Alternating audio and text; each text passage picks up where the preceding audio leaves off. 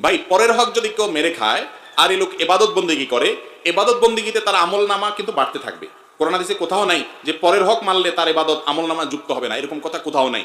আপনি পরের হক মারেন, অন্যের সম্পদ আইল ঠেলেন, অন্যের টাকা মেরে দেন, অন্যের টাকা আত্মসাৎ করেন, গম চুরি টিন চুরি করেন, অন্য আরো কিছু চুরি করেন, করে আপনি অর্থ আত্মসাৎ করতে থাকেন। আপনি একটা বিষয় নিশ্চিত থাকেন, আপনার আমল নামাতে নেকামল যেগুলো করবেন, ইবাদতবন্দি করবেন, এগুলোর সব লেখা হবে। আপনি হারাম কাজ করছেন দেখে এগুলো লেখা হবে না, এরকম কিছু কোরআন হাদিসে আছে বলে আমার জানা নাই। সব লেখা হবে, কিন্তু সমস্যা হলো কি জানেন? সমস্যা হলো হাদিসে নবী সাল্লাল্লাহু আলাইহি ওয়াসাল্লাম বলেছেন, আতাদরুনা মানিল মুফলিস, তোমরা কি জানো আসল ভিখারি কে? সাহাবীরা বলছেন যে আল মুফলিসু ফিনা মান লা দিনারা ওয়া লা দিরহামা। ইয়া রাসূলুল্লাহ, আমাদের ভিতরে গরীব মানুষ হলো যার পয়সা করি নাই। নবীজি বলেছেন, আরে না, এই মুফলিসের কথা বলি নাই। আসল মুফলিস হলো সেই লোক, যেই লোক দুনিয়াতে মানুষের সম্পদ আত্মসাৎ করেছে, অন্যের জমির আইল ঠেলেছে, চুরি করে সম্পদ নিয়ে এসেছে, হাওলাত নিয়ে ছাড় দেয় নাই, বাকি নিয়ে ছাড় দোকানের সামনে দিয়ে যায় নাই, বিভিন্ন ভাবে মানুষের সম্পদ নষ্ট করেছে, বোনের হক দেয় নাই বাপের সম্পদে, মায়ের সম্পদে, ফুফুর হক দেয় নাই দাদার সম্পদে, বিভিন্ন ভাবে ভাইয়ের হক দেয় নাই, ভাতিজার হক মেরে দিয়েছে, মানুষকে মেরে কেটে খায়।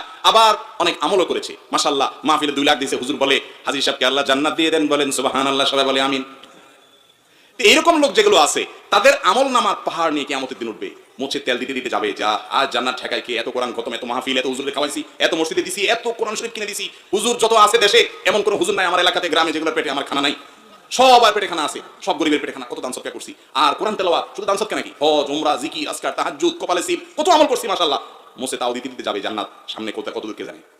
আল্লাহ রাব্বুল আলামিন হাদিসে আসছে, ওই জায়গায় যখন হইলো আমলের পাহাড় নিয়ে যাবে, কিন্তু ওই যে মানুষের হক মারছে, আমার সাথে ইবাদত করছে, আমলের পাহাড় নিয়ে যাবে, তখন আল্লাহর কাছে কিছু লোক এসে ঘিরে ধরবে তাকে।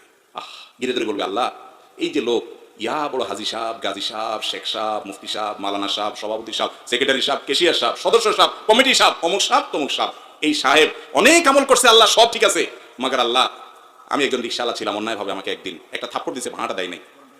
আমি তো দুনিয়াতে আর জোর করে আদায় করতে পারি না, ক্ষমতা ছিল না। তুমি তো আহকামুল হাকিমিন, তুমি তো সকল বিচারকদের শ্রেষ্ঠ বিচারক, তোমার তো ফামান ইয়ামাল মিসকালা যাররাতিন শাররান ইয়ারা, চুল পরিমাণ খারাপ কিছু করলো তুমি তা বিচার করার কথা, আমি আজকে বিচার চাই।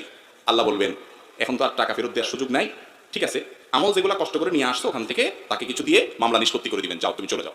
আরেকজন আসবে, আরেকজন আসবে, আরেকজন আসবে, আরেকজন এসে বলবে আমার আইল ঠেলছে, আল্লাহ আমি জানতাম না। আরেকজন বলবে, আল্লাহ আমার লাউটা চুরি করে নিয়ে গেছে। আরেকজন বলবে, আল্লাহ দোকান থেকে বাঁচিনি, তার কাছে হাঁটে নাই। আরেকজন বলবে, আল্লাহ বিচারের নাম দিয়ে আমার কাছ থেকে টাকা নিয়ে বিচার করছে, নেতা ছিল এলাকার।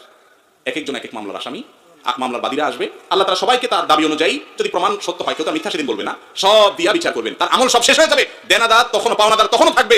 এবার তো আমল শেষ, কি দিয়ে দিবে? এবার তাদের পাপের বোঝা দিতে থাকবে, যে তুমি তার হক না কষ্ট, তারপর বোঝা নাও। এখন নিতে নিতে নিতে নিতে আমলের সব শেষ হইয়া পাপের বোঝা নিয়া তারপর সে জাহান্নামে নিক্ষিপ্ত হবে।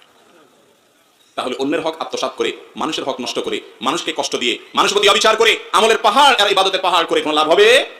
আল্লাহ আমাদেরকে বুঝার তৌফিক দান করুন।